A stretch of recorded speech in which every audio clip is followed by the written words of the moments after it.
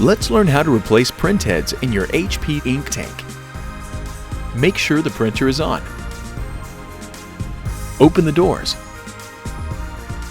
Press and hold the black color copy button for 3 seconds until the carriage moves. Push down on the blue carriage latch to open it. Push down on the print head and remove it. Note that there might be ink on the print head. Open a print head. Remove the orange plugs and tape and avoid touching the contacts. Push the print head in and up to snap it in place. Close the carriage latch, the printhead access door, and the exterior door. For best quality, you can print an alignment page.